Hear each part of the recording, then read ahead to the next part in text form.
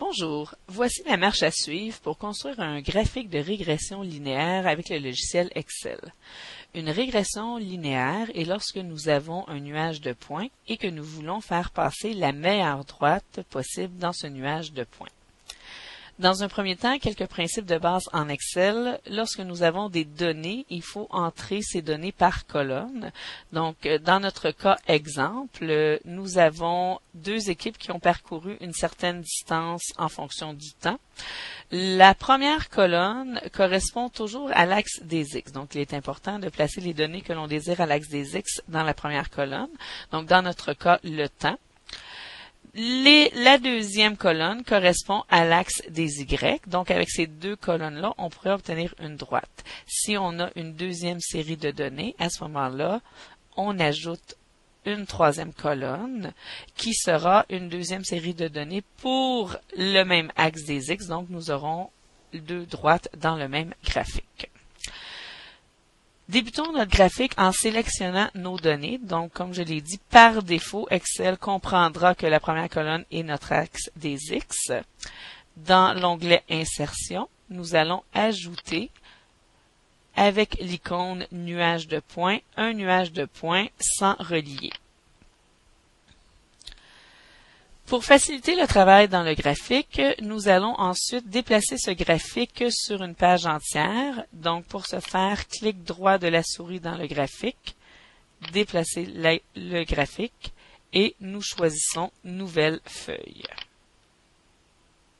Cela nous permet d'avoir une vue plus grande de notre graphique afin d'aller le travailler. Donc, tout d'abord, allons ajouter les éléments à notre graphique, un titre, le titre aux axes. Le titre du graphique est déjà en place, il nous reste simplement qu'à le modifier. Dans notre cas, nous avons la distance en fonction du temps. Pour l'axe des X et l'axe des Y, assurez-vous que vous êtes dans l'onglet Création. Ajouter un élément du graphique, titre des axes. Si on commence par l'axe horizontal, on peut venir écrire ici dans la fenêtre en haut. Dans notre cas, nous avons du temps. En appuyant sur la touche Enter, le titre vient se placer directement. Si plus tard on a besoin de le modifier, il est toujours possible d'aller sélectionner le texte à l'intérieur de l'encadré. Ajoutons maintenant un titre à l'axe des Y, donc en choisissant vertical principal, donc distance en kilomètres.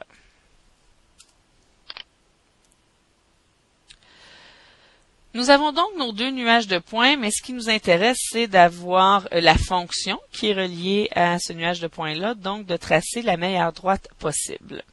Pour ce faire, on sélectionne nos données, donc on place notre curseur sur une des données et on clique droit. On voit que toutes les données de la série ont été sélectionnées. Nous allons choisir l'option « Ajouter une courbe de tendance ». Un menu apparaît à droite qui nous permet de faire des choix au niveau des options. Par défaut, nous avons une courbe de tendance linéaire. Dans notre cas, c'est ce qu'on désire.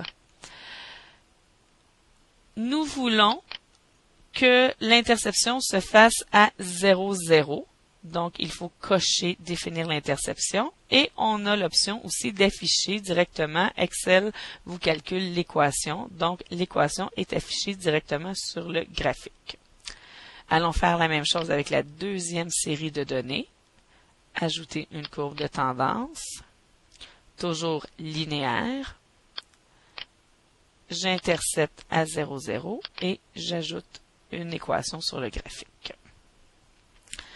Maintenant, pour faciliter la lecture du graphique, allons voir la légende. Donc, il nous donne une légende pour les points et une légende pour la droite. Vous pouvez choisir de garder les 4 légendes, mais pour un aspect visuel, on peut décider de venir supprimer une des deux légendes parce qu'elle nous informe de la même chose, si vous voulez. Donc, on peut venir supprimer la légende linéaire ici, donc en double-cliquant sur linéaire et en appuyant sur la touche Delete de votre clavier. La même chose pour la deuxième. On aurait pu décider, dans le fond, de garder les séries.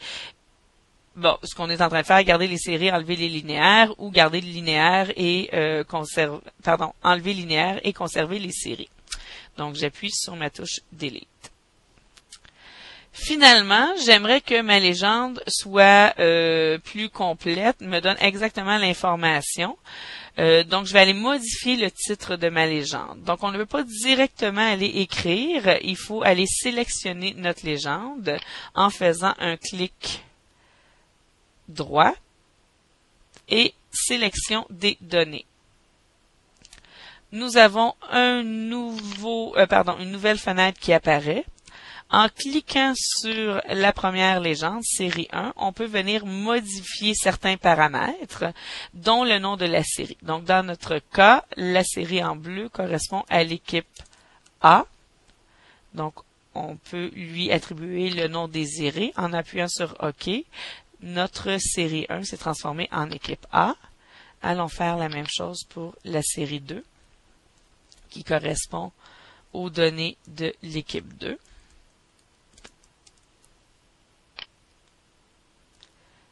Et en appuyant finalement sur le OK, nous avons une légende qui est beaucoup plus claire, donc qui nous dit que ce qui est en bleu ici correspond aux données de l'équipe A, ce qui est en brun correspond aux données de l'équipe B. Bien sûr, il s'agit d'un exemple de la distance en fonction du temps, mais vous pouvez appliquer les mêmes étapes pour construire n'importe quel graphique de régression linéaire.